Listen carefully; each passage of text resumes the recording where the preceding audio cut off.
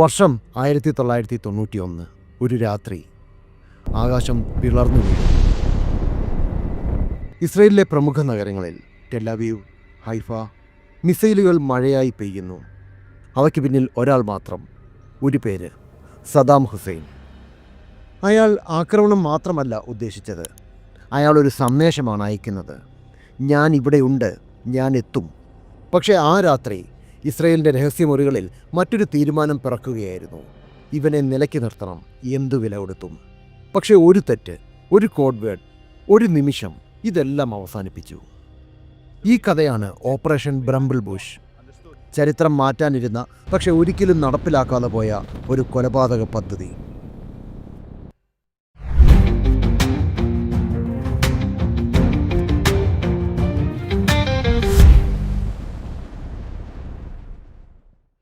വർഷം 1991. കുവൈത്തിനെ ആക്രമിച്ച ഇറാഖിനെതിരെ അമേരിക്കയും സഖ്യകക്ഷികളും ഓപ്പറേഷൻ ഡെസേർട്ട് സ്റ്റോം ആരംഭിച്ചു. ലോകം മുഴുവൻ ഇറാഖിനെ ശത്രുവായി പ്രഖ്യാപിച്ചു. പക്ഷേ സദ്ദാമിന് മറ്റൊരു പ്ലാൻ ഉണ്ടായിരുന്നു. യുദ്ധം തൻ്റേത് മാത്രമാക്കാൻ സദ്ദാം ഇസ്രയേലിനെ പ്രകോപിപ്പിച്ചു. ഈ ഒരു ലക്ഷ്യപൂർത്തീകരണത്തിനായി ഏകദേശം 42 സ്കഡ് മിസൈലുകളാണ് ഇറാഖിൽ നിന്നും ഇസ്രയേലിലേക്ക് പതിച്ചത്.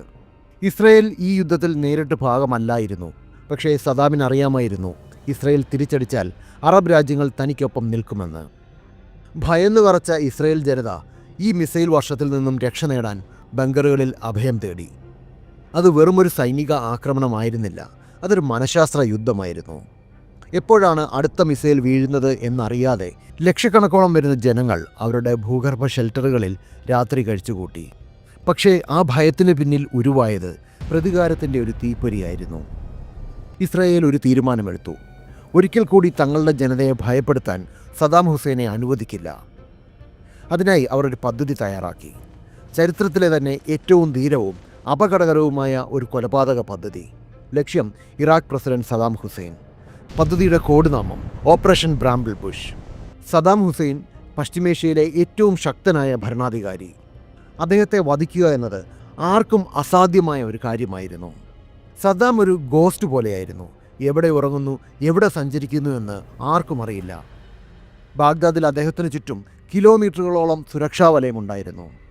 ഹൈ ആർമേഡ് ബുള്ളറ്റ് പ്രൂഫ് കാറുകളുടെ ദീർഘമായ കോൺവോയ്കൾ, എപ്പോഴും മാറിക്കൊണ്ടിരിക്കുന്ന യാത്രാവഴികൾ. സദ്ദാമിനെ പോലെ തന്നെ അനേകം അപരന്മാർ. പൊതുവേദികളിൽ വരുന്നത് പലപ്പോഴും സദ്ദാം ആയിരുന്നില്ല. ഇസ്രയേലിൻ്റെ ചാരസംഘടനയായ മൊസാദ് മാസങ്ങളോളം നിരീക്ഷിച്ചിട്ടും അദ്ദേഹത്തിൻ്റെ കൃത്യമായ ലൊക്കേഷൻ കണ്ടെത്താനായില്ല. അങ്ങനെയിരിക്കെ സൈനിക തലവൻ യഹൂദ് ബാരക് ഒരു കാര്യം തിരിച്ചറിഞ്ഞു. സദ്ദാമിനെ ബാഗ്ദാദിൽ വെച്ച് പിടിക്കാനാവില്ല, അദ്ദേഹത്തെ പുറത്തു കൊണ്ടുവരണം. അദ്ദേഹത്തിൻ്റെ ഒരു ഇമോഷണൽ വീക്ക്നെസ് കണ്ടെത്തണം. ആ പഴുതായിരുന്നു സദ്ദാമിൻ്റെ ജന്മനാടായ ടിക്രിറ്റ്. 1937 ടിക്രിറ്റിനടുത്തുള്ള അല്ലോജ എന്ന ഗ്രാമത്തിൽ ഒരു ദരിദ്ര കുടുംബത്തിലാണ് സദ്ദാം ജനിച്ചത്. ജനനത്തിന് മുൻപേ പിതാവ് മരിക്കുകയും ജ്യേഷ്ഠൻ അസുഖം ബാധിച്ച് മരിക്കുകയും ചെയ്തത് സദ്ദാമിൻ്റെ അമ്മയെ മാനസികമായി തകർത്തു. ഈ കഠിനമായ സാഹചര്യങ്ങളാണ് സദ്ദാമിനെ തൻ്റെ അമ്മാവനായ ഖൈറല്ലാഹ് തൽഫാഹിൻ്റെ അടുത്തേക്ക് എത്തിച്ചത്. തൽഫാഖ് വെറുമൊരു ബന്ധുവായിരുന്നില്ല, അദ്ദേഹം ഒരു തീവ്ര ദേശീയവാദിയും ബ്രിട്ടീഷ് വിരുദ്ധ പോരാളിയുമായിരുന്നു. സദ്ദാമിനെ രാഷ്ട്രീയത്തിൻ്റെ ബാലപാഠങ്ങൾ പഠിപ്പിച്ചതും തോക്കുപയോഗിക്കാൻ പഠിപ്പിച്ചതും തൽഫാഹാണ്. ദൈവം എന്തിനാണ് പേർഷ്യക്കാരെയും ജൂതന്മാരെയും ഈച്ചകളെയും സൃഷ്ടിച്ചത് എന്ന പേരിൽ തൽഫാഹ് എഴുതിയ ലഘുലേഖ സദ്ദാമിൻ്റെ മനസ്സിൽ ഇസ്രയേൽ വിരുദ്ധതയുടെ വിത്തുകൾ പാകി. തൻ്റെ അമ്മാവനുമായും ടിക്രിറ്റുമായുള്ള ഈ വൈകാരിക ബന്ധമാണ് വർഷങ്ങൾക്ക് ശേഷം ഇസ്രയേൽ ഒരു കെണിയായി ഉപയോഗിക്കാൻ തീരുമാനിച്ചത്. സദ്ദാം ഹുസൈനുമായി വളരെ അടുപ്പമുണ്ടായിരുന്ന തൽഫായ്ക്ക് ഗുരുതരമായ അസുഖമായിരുന്നു. അതുകൊണ്ട് തന്നെ തൽഫാഹിൻ്റെ മരണം സദ്ദാമിനെ എത്രത്തോളം മാനസികമായി തകർക്കുമെന്ന് മൊസാദ് കൃത്യമായി കണക്കുകൂട്ടി. അമ്മാവൻ്റെ മരണമുണ്ടായാൽ എത്ര വലിയ സുരക്ഷാ ഭീഷണിയുണ്ടെങ്കിലും സദ്ദാം ആ ശവസംസ്കാര ചടങ്ങിൽ പങ്കെടുക്കാനെത്തും എന്ന് അവർക്ക് ഉറപ്പായിരുന്നു. സ്ഥലം ടിക്രിറ്റിലെ സെമിത്തേരി, സദ്ദാം ഹുസൈൻ്റെ ജന്മനാട്. പദ്ധതി വളരെ വ്യക്തമായിരുന്നു. ഇസ്രയേലിൻ്റെ ഏറ്റവും മികച്ച കമാൻഡോ വിഭാഗമായ സൈറത്ത് മത്കൽ വളരെ രഹസ്യമായി ഒരു CH-53K കിങ് സ്റ്റാലിയൻ ഹെലികോപ്റ്ററിൽ ഇറാഖിനുള്ളിൽ കടക്കും. ജോർദാൻ, സിറിയ എന്നീ രാജ്യങ്ങളുടെ വ്യോമ നിരീക്ഷണ സംവിധാനങ്ങളെ കബളിപ്പിക്കാൻ സവിശേഷ സാങ്കേതിക വിദ്യ പ്രയോഗിച്ചായിരിക്കും ഇവർ ശത്രു മണ്ണിലേക്ക് എത്തുന്നത്. തുടർന്ന് അവർ 2 സംഘങ്ങളായി തിരിഞ്ഞ് സദ്ദാം വരുന്നതിനായി കാത്തിരിക്കും. സദ്ദാം എത്തുന്ന നിമിഷം പ്രത്യേകമായി നിർമ്മിച്ച മിദ്രാസ് മിസൈലുകൾ ഉപയോഗിച്ച് അയാളെ വധിക്കുക. ഓപ്പറേഷൻ ബ്രാമ്പിൾ ബുഷിൻ്റെ നെടുന്തൂൺ മിദ്രാസ് എന്ന ഈ മിസൈൽ തന്നെയായിരുന്നു. സാധാരണ മിസൈലുകൾ വിക്ഷേപിച്ചാൽ അവ ഒരു പ്രത്യേക ലക്ഷ്യത്തിലേക്ക് നേരിട്ട് പോകും. എന്നാൽ മിദ്രാസ് ഒരു മാൻ ഇൻ ദ ലൂപ്പ് സിസ്റ്റമാണ്. മിസൈലിൻ്റെ മുൻവശത്ത് ഒരു ഹൈ റെസല്യൂഷൻ ക്യാമറയുണ്ട്. ഇതിൽ നിന്നുള്ള ദൃശ്യങ്ങൾ കിലോമീറ്ററുകൾ അകലെയുള്ള കമാൻഡോയുടെ സ്ക്രീനിൽ തെളിയും. സദാം ഹുസൈൻ നടന്നു പോകുന്നതോ കാറിലേക്ക് കയറുന്നതോ കണ്ടുകൊണ്ട് കമാൻഡോയ്ക്ക് മിസൈലിനെ ജോയിസ്റ്റിക് ഉപയോഗിച്ച് നിയന്ത്രിക്കാം. ഇത് സദാമിൻ്റെ ബോഡി ഡബിൾസിനെ തിരിച്ചറിയാൻ സഹായിക്കുമെന്ന് ഇസ്രയേൽ കരുതി. കാരണം ശവസംസ്കാര ചടങ്ങിനിടെ സദാമിൻ്റെ മുഖഭാവങ്ങളും ചലനങ്ങളും എങ്ങനെയായിരിക്കുമെന്ന് ചാരന്മാർ തത്സമയം വിശകലനം ചെയ്യുമായിരുന്നു. അവർ ഓക്കെ പറഞ്ഞാൽ മാത്രം ഫയറിംഗ്. മരണം ഉറപ്പുവരുത്തിയ ശേഷം അതിർത്തി കടന്ന് അതിവേഗത്തിൽ ഇസ്രയേലിലേക്ക് മടങ്ങുക. അതായിരുന്നു പ്ലാൻ. പദ്ധതിക്ക് ദേശീയ മന്ത്രിസഭയുടെ അംഗീകാരം ലഭിച്ചു. അന്നത്തെ ഇസ്രായേൽ പ്രതിരോധ സേനാ മേധാവി യഹൂദ് ബറാഖ് നേരിട്ടാണ് ഈ ഓപ്പറേഷൻ നിയന്ത്രിച്ചത്. പരിശീലനത്തിനായി അവർ തിരഞ്ഞെടുത്തത് ഇസ്രയേലിൻ്റെ തെക്കുള്ള നെഗേവ് മരുഭൂമിയിലെ സെലിം മിലിറ്ററി ബേസ് ആയിരുന്നു. ഇസ്രയേലിൻ്റെ ഏരിയ 51 എന്നറിയപ്പെട്ടിരുന്ന ഈ സ്ഥലത്തിൻ്റെ ഭൂപ്രകൃതി ഇറാഖിലെ തിക്രിത്തിന് സമാനമായിരുന്നു. 1992 ഒക്ടോബർ നവംബർ മാസങ്ങൾ രാവും പകലും സൈറേത്ത് മത്കൽ കമാൻഡോകൾ നെഗേവിൽ പരിശീലനം നടത്തി. അല്ലൗജ സെമിത്തേരിയുടെ കൃത്യമായ മാതൃക അവർ മരുഭൂമിയിൽ നിർമ്മിച്ചു. ഒരു സംഘം കമാൻഡോകൾ സദാമും അനുചരന്മാരുമായി അഭിനയിച്ചു. മറുഭാഗത്ത് കുന്നിൻ മുകളിൽ മറ്റൊരു സംഘം കമാൻഡോകൾ മിസൈലുകളുമായി കാത്തിരുന്നു. ഒരു പിഴവിന് പോലും അവിടെ സ്ഥാനമില്ലായിരുന്നു. 1992 നവംബർ 5 ഓപ്പറേഷൻ ബ്രാമ്പിൾ ബുഷിൻ്റെ അവസാനത്തെ പൂർണ്ണ രൂപത്തിലുള്ള റിഹേഴ്സൽ.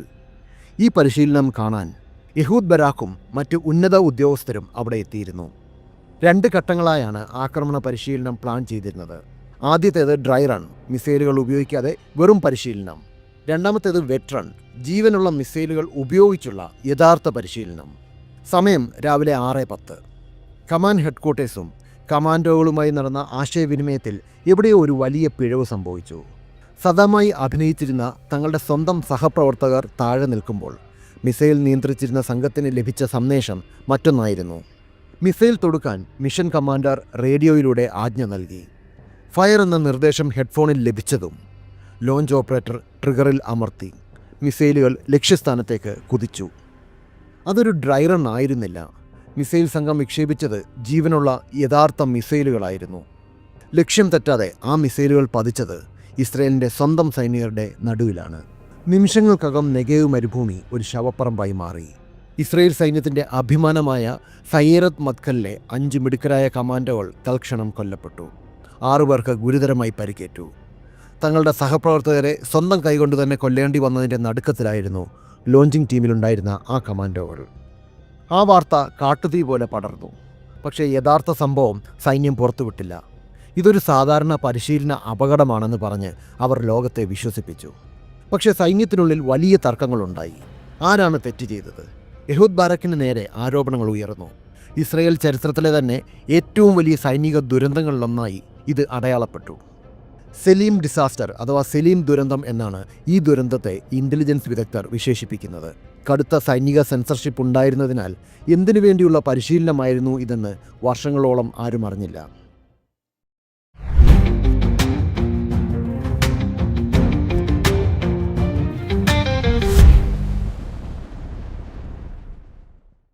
ആ സംഭവത്തോടെ ഓപ്പറേഷൻ ബ്രാമ്പിൾ ബുഷ് എന്നേക്കുമായി റദ്ദാക്കപ്പെട്ടു. 1996 ഇസ്രയേൽ പത്രങ്ങളിലൂടെയാണ് സദാം ഹുസൈനെ വധിക്കാനുള്ള ഈ പദ്ധതിയുടെ വിവരങ്ങൾ പുറം ലോകം അറിയുന്നത്. ചരിത്രം ചിലപ്പോൾ ഒരു ക്രൂരമായ തമാശയാണ്. സദാം ഹുസൈൻ പിന്നീട് 11 വർഷം കൂടി ജീവിച്ചു. പക്ഷേ കാലത്തിൻ്റെ വിധിയിൽ നിന്ന് അദ്ദേഹത്തിന് രക്ഷപ്പെടാനായി.